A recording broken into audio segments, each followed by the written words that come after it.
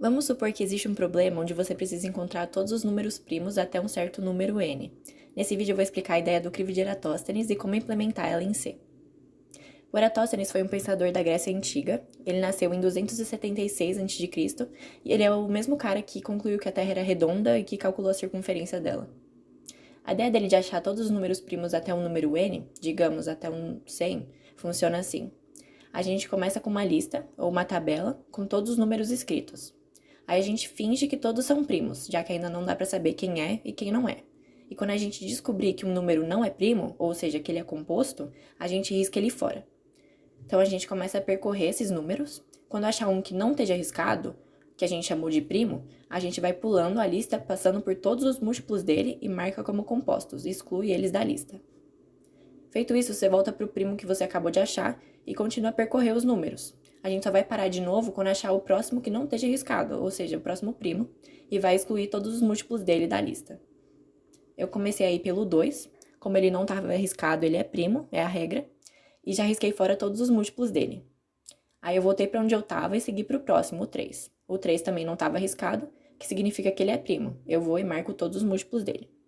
Repara que o 6 já estava riscado por causa do 2, então eu posso começar do 9. Riscou, volto, vou pro 4. O 4 tá assim riscado, então ele não é primo. Eu vou pro próximo. O 5 não tá marcado, então ele é primo. E eu risco todos os múltiplos dele. Igual antes, o 10, o 15 e o 20 já estavam riscados, por causa do 2 e do 3. Então eu começo do 25. Eu posso sempre começar a riscar os múltiplos de um número a partir do quadrado dele, que todos os múltiplos anteriores já vão ter sido descartados por outro número, como eu comecei pelo 9 na vez do 3 e pelo 25 na vez do 5. Voltando para o 6, ele não é primo, pulo para o próximo. O 7 não está arriscado, então ele é primo, e eu vou e marco os múltiplos, eu posso começar lá pelo 49.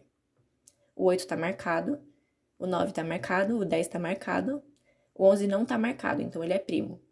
Mas se a gente for prestar atenção, todos os múltiplos de 11, que estão inclusive nessa mesma diagonal, eles já estão riscados, já que o quadrado de 11 é 121, maior que 100. O mesmo para todos os números que ficaram sem riscar. Então, a gente pode parar no 10, que esses que sobraram vão ser os primos até 100, os números que a gente queria. A ideia algorítmica é a seguinte. Se eu quero achar os primos até o número n, n que no exemplo era 100, e a raiz de 100 é 10. Lembra que eu pude parar no 10.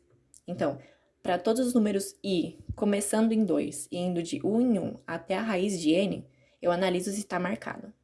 Se tiver marcado, a condição não foi satisfeita, significa que ele não é primo. Eu pulo para o próximo número i. Caso i esteja assim desmarcado, eu entro num outro laço, onde eu vou andando dessa vez de i em i, começando em i quadrado, e eu marco esses números que não são primos.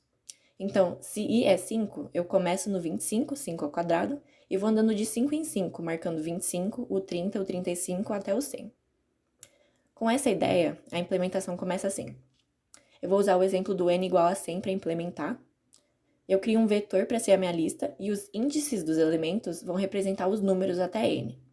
O elemento vai guardar 1 se aquela posição for um número primo, vai guardar 0 se aquela posição for um número composto.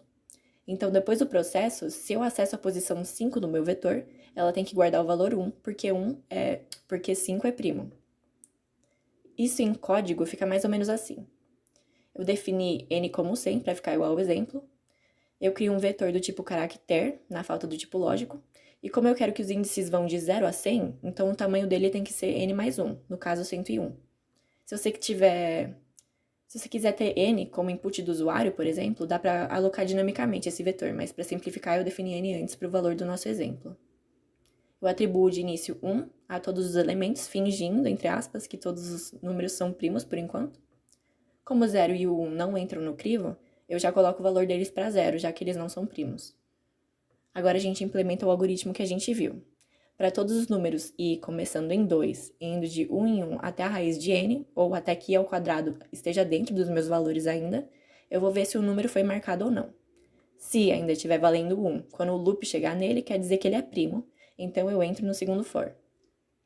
Esse loop vai indo de i em i, começando em i quadrado, e atribui 0 aos múltiplos de i, riscando eles da lista de primos. Obrigada por ter assistido até aqui, e eu agradeço se você puder responder o formulário, o link está no comentário.